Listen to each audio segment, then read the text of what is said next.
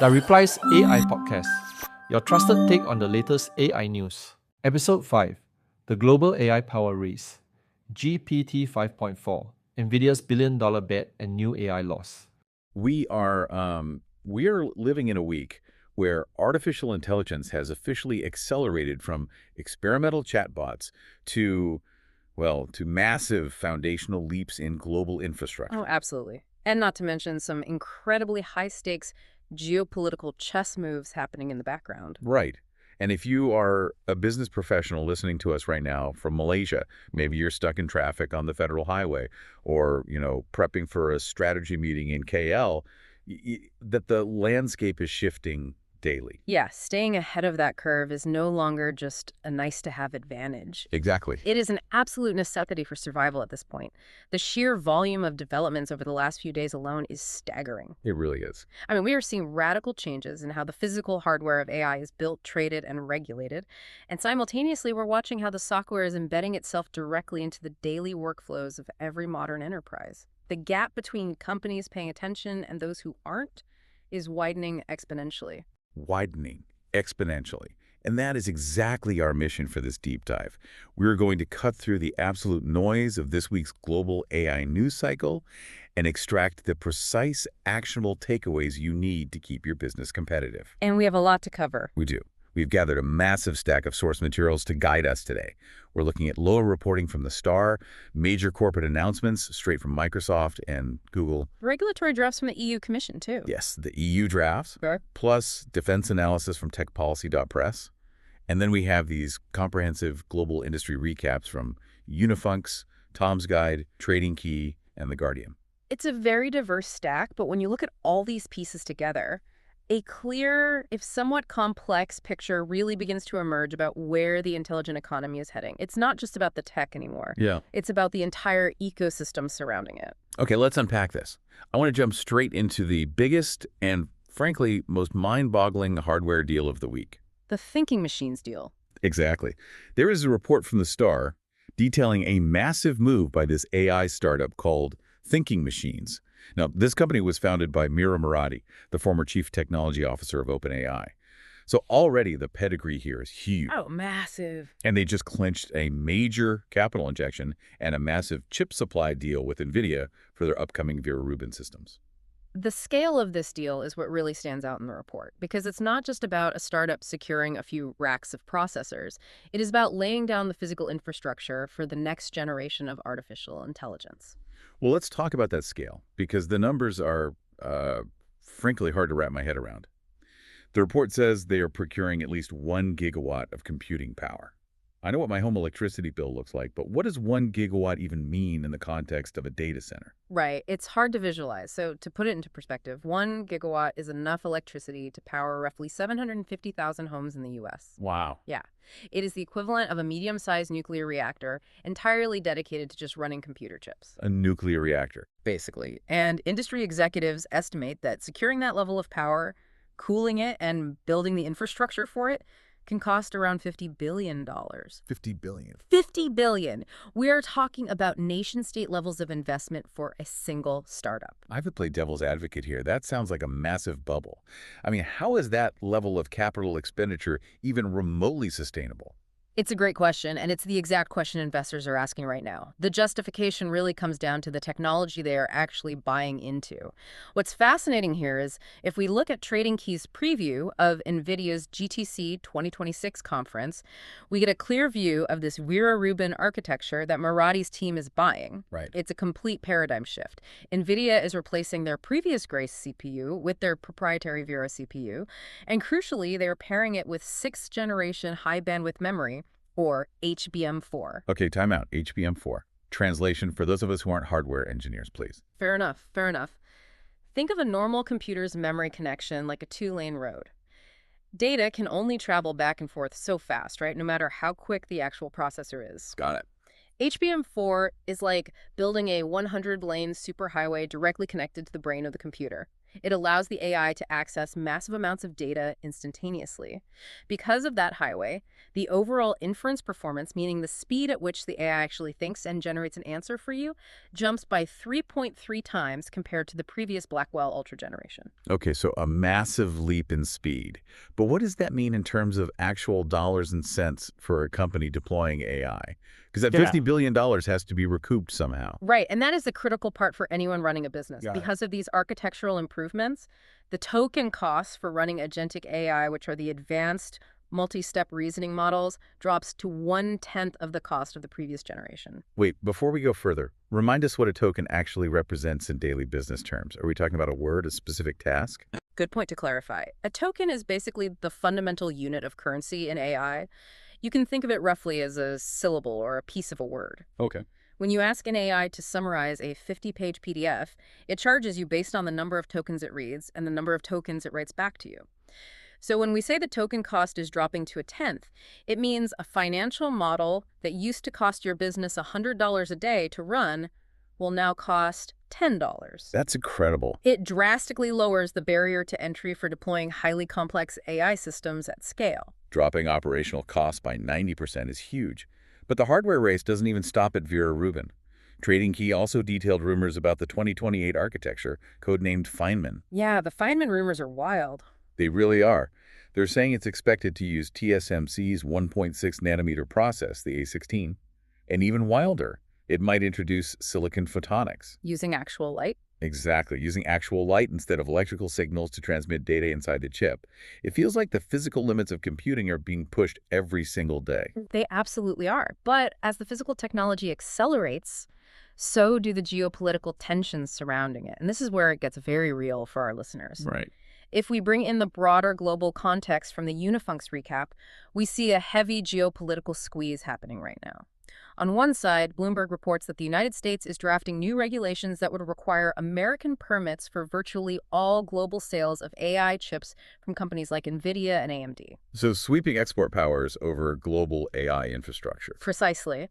And on the flip side of that coin, Reuters reports that China has just released its 2026 to 2035 year plan.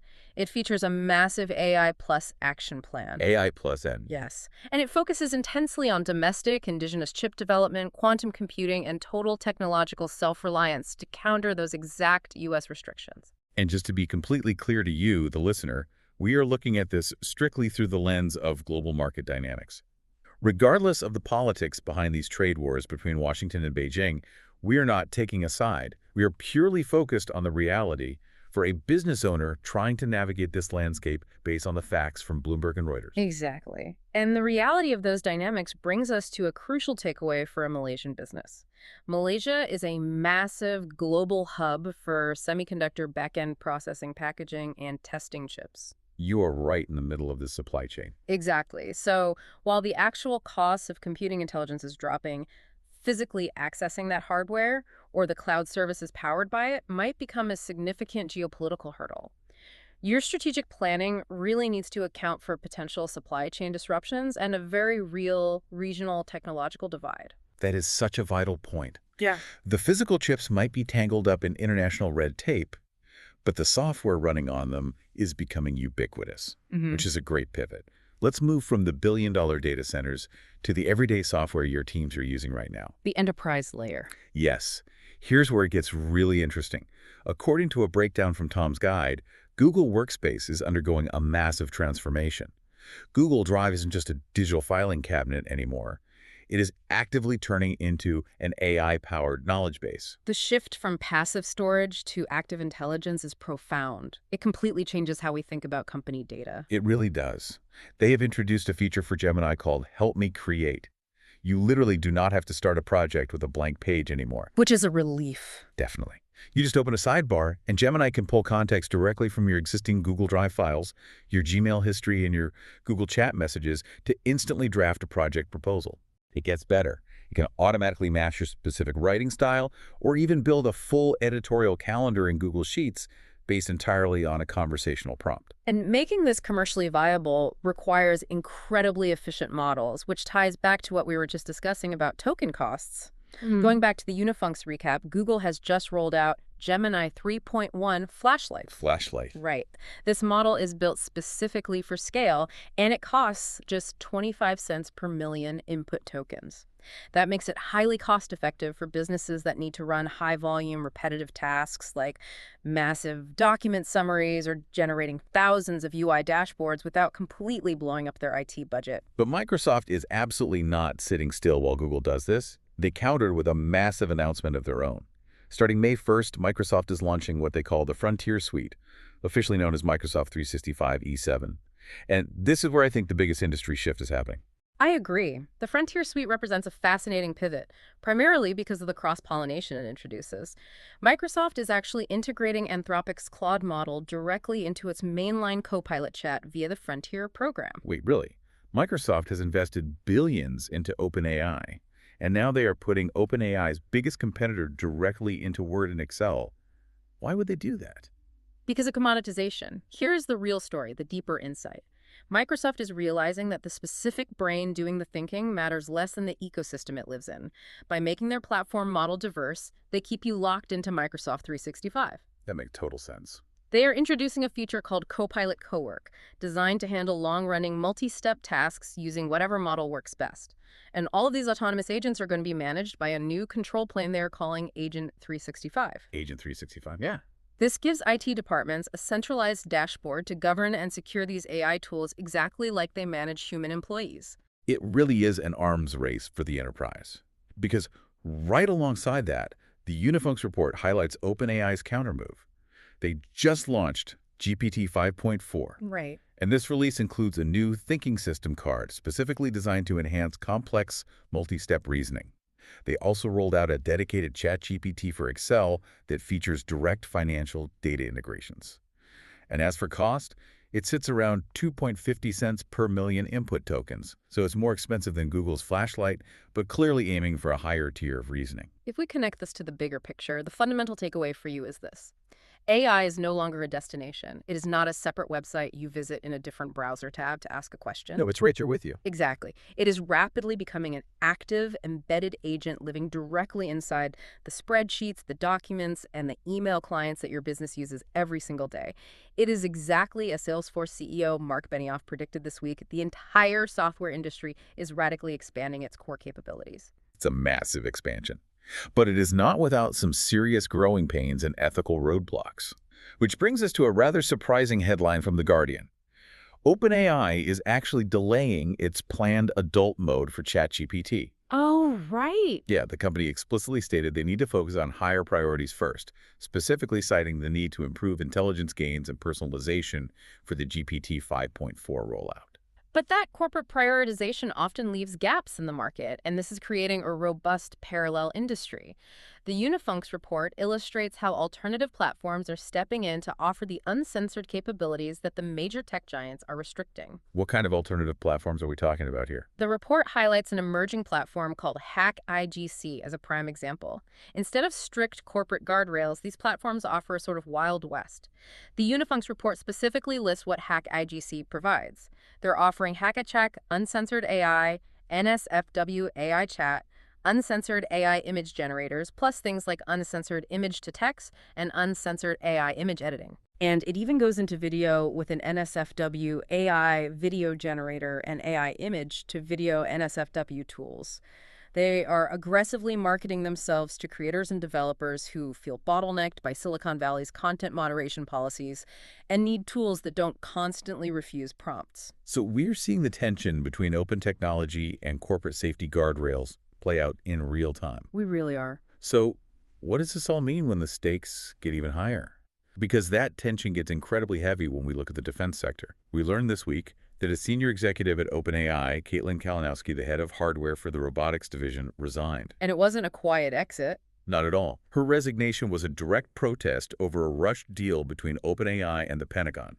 She publicly cited deep concerns over the potential for mass surveillance of citizens and the use of lethal autonomy without human authorization. Now, following the pushback, OpenAI did amend the deal to explicitly exclude the use of their technology for domestic surveillance and autonomous weapons. This crossover between civilian tech and military application is arguably one of the most complex regulatory issues of our time. And it's not just an American issue. A deep analysis from tech policy Press exposes a massive gap in the European AI Act regarding this exact dilemma, a sweeping military exemption. How does that exemption actually work in practice? Because the EU AI Act was supposed to be the gold standard for global regulation. It's a significant loophole. Companies like NDR and Hensoldt are actively building dual-use artificial intelligence, meaning it can be used for both military and civilian purposes. This development is being heavily funded by EU defense projects, specifically initiatives named Faraday and EU Guardian. Okay. The concern highlighted by legal and digital rights experts is that these AI systems, initially developed under opaque military conditions, could eventually migrate into civilian life. They could be used for local law enforcement or city infrastructure management without ever undergoing the rigorous conformity assessments and risk management checks required by the Civilian AI Act. Again, we are strictly impartial here. We're not taking a stance on the ethics of military modernization versus civil liberties, nor are we endorsing OpenAI or the civil rights groups pushing back. We're neutrally reporting the concerns and defense strategies, but strictly from a compliance and regulatory standpoint, that is a massive blind spot. Absolutely. Though it does seem the EU is trying to tighten regulations on the purely civilian side. We see this in the EU Commission's publication of their second draft of the Code of Practice on marking and labeling of AI-generated content. The watermarking push. Right. They are focusing heavily on standardized watermarking and are proposing a uniform EU icon to help AI providers comply with Article 50 of the AI Act. This is to ensure people know exactly when they're interacting with synthetic content. And that kind of transparency is crucial because, as the Unifunk's recap makes abundantly clear, AI is far from infallible. We have to look at the real-world failures happening right now. This isn't just theoretical. This week alone, there were major reports detailing how AI chatbots severely failed at processing complex U.S. tax filing. Oh, I saw that. Yeah, they were completely struggling with deduction rules and state codes. I'm sure a lot of human accountants breathed a sigh of relief reading that one. I bet they did. But it's less funny when you look at the corporate side. The European Central Bank issued a formal warning this week that utilizing undertrained AI tools in corporate hiring processes can severely amplify gender and racial biases. It's essentially just automating discrimination at scale. This raises an important question for you and your business operations in Malaysia. How are you auditing the AI you currently use? Let's say you're an HR director in Kuala Lumpur, and you deploy an off-the-shelf AI tool to screen 1,000 resumes for a new tech role. Right. If that system discriminates, or if an AI finance agent hallucinates a tax deduction, the liability doesn't fall on Microsoft or Google or OpenAI. That liability, both legally and reputationally, falls entirely on your company. That is a hard truth. You can outsource the intelligence, but you cannot outsource the liability. We have covered a massive amount of ground today, so let's do a rapid-fire summary, tailored specifically for the Malaysian business landscape. Let's do it. First, the hardware powering this revolution is getting astronomically powerful and much cheaper to run, but the global supply chain to physically access it is becoming heavily bottlenecked by international geopolitics. Second, enterprise AI is no longer a novelty. Highly capable, multi-step autonomous agents are now living directly inside the Microsoft 365 and Google Workspaces your employees use daily. And third, the ethical and regulatory landscape is an absolute minefield. Yeah. From navigating EU watermarking standards that might affect your international exports to understanding the liability of algorithmic bias in your hiring, you have to tread very carefully. The technology is simply moving significantly faster than the legislation. And in that gap, the burden of responsibility is placed squarely on the shoulders of business leaders. Exactly. So here is your call to action for the week. It is time to seriously audit your company's current software stack. Are you paying a premium for advanced AI tools that your teams aren't actually utilizing? Or, conversely, and this might be more dangerous, are your employees relying on shadow AI? That's a big risk. Massive. Are they using unvetted, uncensored public models to do sensitive company work without your IT department having any oversight? If you do not have a comprehensive documented internal AI policy right now, you need to start building one today. I want to leave you with one final provocative thought to mull over. As we discussed earlier, AI models are increasingly being designed to act as independent agents. Systems like Microsoft's Agent 365 or Copilot Cowork are executing long, multi-step tasks autonomously over days or weeks, rather than just answering simple one-off prompts. If these software systems are genuinely doing the continuous work of junior analysts or administrative coordinators, at what point does your company's organizational chart need to officially include non-human employees? And more importantly, how will your management team conduct a performance review for a piece of software? How do you put a software program on a performance improvement plan? Exactly. That is a wild thought to leave on, but it is exactly the reality we are stepping into. Thank you for joining us on this deep dive. Take these insights back to your teams, stay competitive, and we will catch you on the next one.